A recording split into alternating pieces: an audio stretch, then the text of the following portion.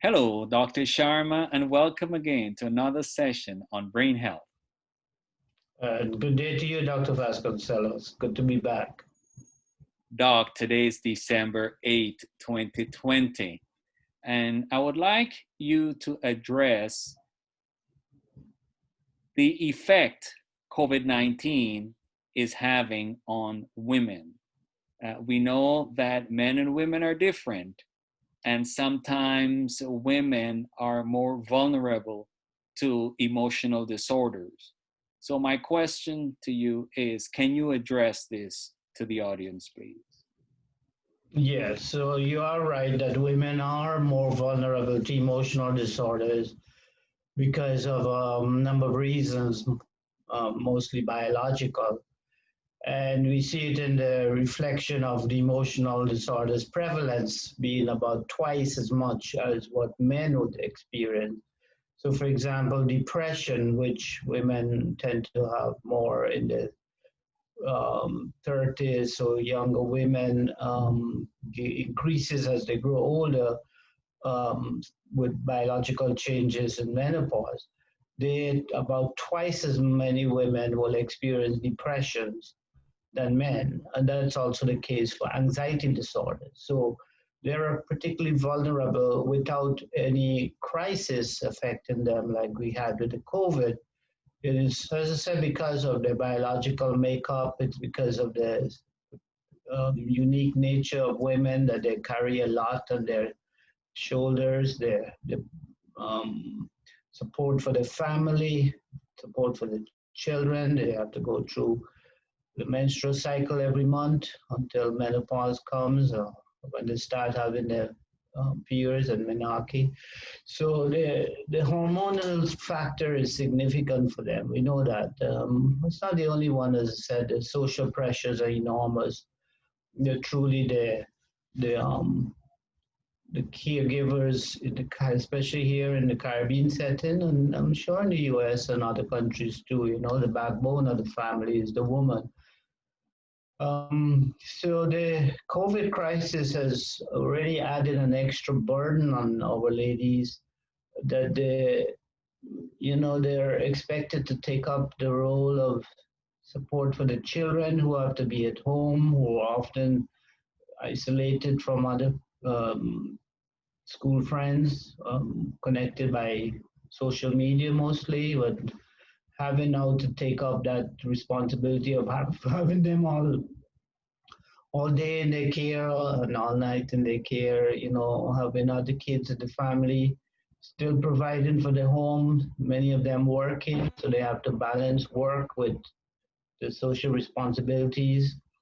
And especially a heavy toll is on our single mothers who have to do it all alone without the support of the father of the child. And too sadly, we see that as a reality in many of our homes where the moms have to be the breadwinners and the mother and dad for that home.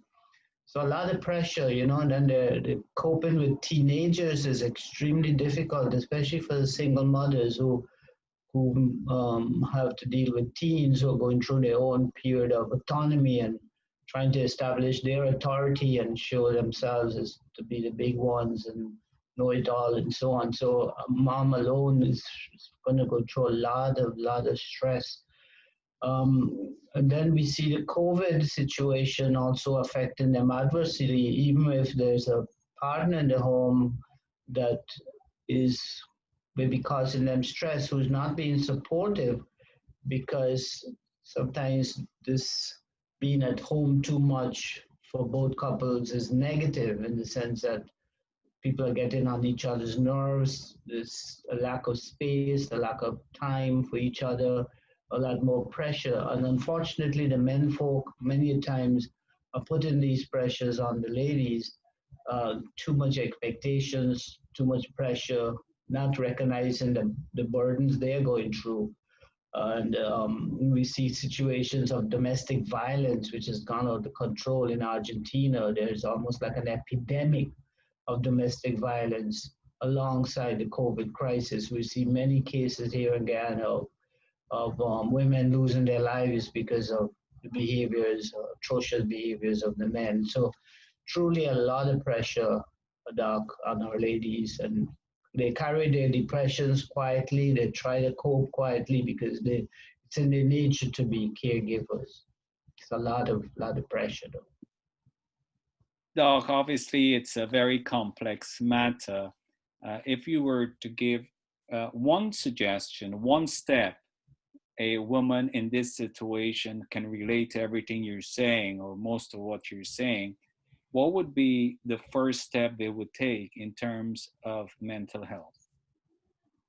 Well, I think it's important for them to recognize their emotional state. Many times people shy away from talking about their feelings because of the negativity attached to the word mental health. And that's why we talk more about their brain health, which covers emotions, thinking, and behaviors.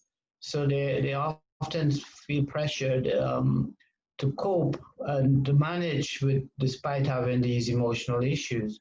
So I think speaking up, opening up to somebody, to someone, to one person, to a friend, to their spiritual counselor, to the social services, if they feel that they're in situations of danger at home, that there's threats to them, they've been deprived of their freedom and they can't meet with family and they feel that they're in an abusive situation, they must speak out because help is available in our country here in Ghana. There is help, and in most countries there are help.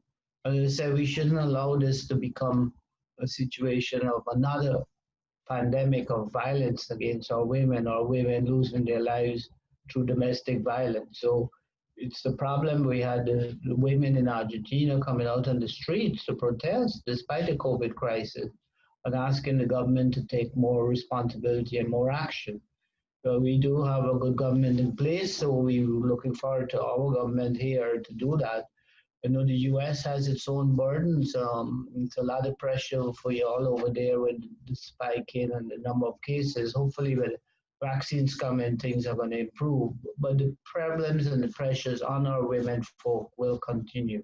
So I say, the one message I could say, don't keep it inside. Don't let it become too unbearable. Reach out, reach for support. It's there. You're going to find it. Doc, thank you very much. You always remind us, whether it's a woman, teenager, man, whoever it might be, there is always help. Seek help. There's always help. Thank you so much. God bless you and look forward to seeing you soon. Look forward to that too, Doc. Thank you. Beautiful, Doc.